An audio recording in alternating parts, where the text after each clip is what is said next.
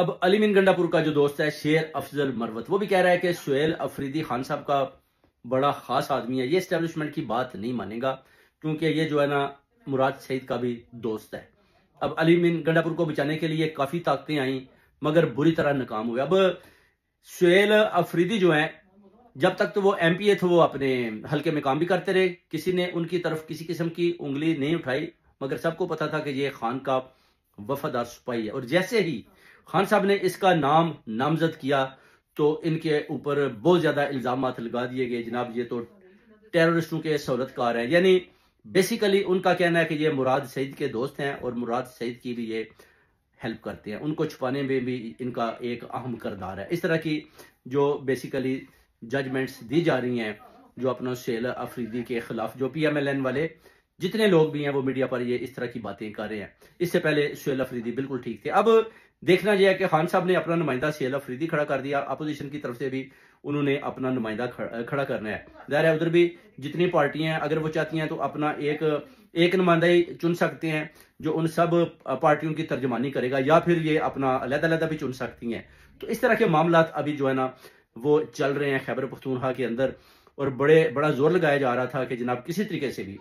Ali mean Gandapur को जो है ना उसको ना हटाया जाए, क्योंकि सुहेल अफरीदी अगर आ जाता है तो फिर फौज और सुहेल अफरीदी के दरमियान एक वो जो तसलसल है वो कायम नहीं रह पाएगा डेफिनेटली, क्योंकि जब उन्होंने उनको पैगाम भी भेजा कि आप मिलने आए तो उन्होंने जाने से इनकार कर दिया। तो अब देखना यह है कि जो जैसे कि अली मीन गंडापुर ने भी और शेर अफजल ने भी बताया कि जो 22 MPs हैं जो वो अपना खैबर पख्तूनख्वा के अंदर इस पार्टी पीटीआई के अंदर है मगर वो उनके साथ नहीं है। सुप्रीम कोर्ट ने भी डिक्लेयर कर दिया कि जब आप वोट देंगे तो आप पार्लियामेंट केपीके के अंदर जितने भी MPs हैं वो आजाद होंगे। यानी जब आप आजाद होते हैं तो आप अपना वोट कहीं भी कास्ट कर सकते हैं, और जब आप अपना वोट कहीं भी कास्ट करेंगे तो फिर आप उसी पार्टी के साथ मुंसलिक हो जाएंगे जिनको आप वोट देंगे। अब मेरा नहीं ख्याल कि खैबर पख्तूनख्वा के अंदर ये इस हद तक यानी इतने ज्यादा MPs को ये तोड़ने में कामयाब हो जाए। इससे पहले भी आप देख लें 16 से 17 MPs को इन्होंने तोड़ा था, और बाद में देख लें उनका कहीं भी फ्यूचर नहीं है, धक्के खा रहे हैं सारे। और अभी अगर कोई खान को छोड़कर जाएगा तो उसका उन MPs से भी बुरा हाल होगा जो फ्यूचर में यानी पास्ट में हो चुका है। तो अब देखना है कि कौन किसको वोट डालता है, मगर भारी अक्सरियत जो है केपीके के अंदर वो सुहेल अफरीदी के साथ जुड़ी हुई है, और सारे कहते हैं कि हमने जनाब वोट जो है ना वो सुहेल अफरीदी को कास्ट करना है। और ये एस्टेब्लिशमेंट के लिए भी एक बहुत बड़ा चैलेंज बन के सामने आ चुका है कि वो चाहते नहीं थे कि अली मीन गंडापुर जाए, और उनकी मर्जी के खिलाफ खान साहब ने जो फैसला किया है वो उनको पसंद नहीं आया, और सुहेल अफरीदी को उन्होंने नामजद कर दिया, और अली मीन गंडापुर को उन्होंने हुक्म दिया कि आप जनाब फौरन से पहले इस्तीफा दें। अब अली मीन गंडापुर के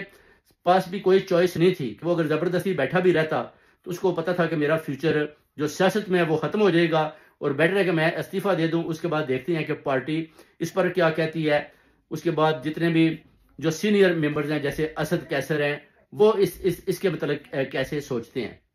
अब खान साहब ने जो फैसला दे दिया, आपको पता है उनका फैसला एक अटल फैसला होता है, और उस फैसले के बाद कोई भी अगर उनके फैसले को चैलेंज करता है तो वो उसकी बात नहीं मानते। दूसरा, किसी में इतनी जरूरत ही नहीं कि खान के फैसले को वो चैलेंज कर लें। तो जब खान ने फैसला दे दिया तो समझें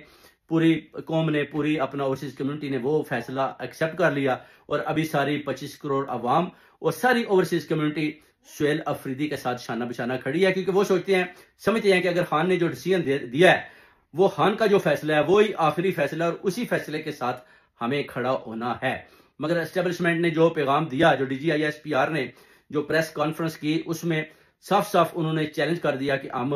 सुहेल अफरीदी को पसंद नहीं करते।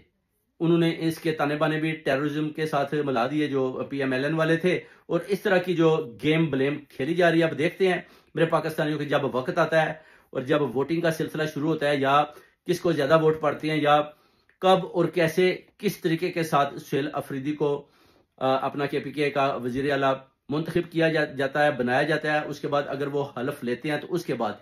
वो कौन सा तरीका अपनाते हैं, जिस पर खान साहब भी जेल से बाहर आते हैं, अडयाला जेल से, और एस्टेब्लिशमेंट भी उनके साथ खड़ी होती है, और KPK की सारी गवर्नमेंट भी उनकी बात मानती है।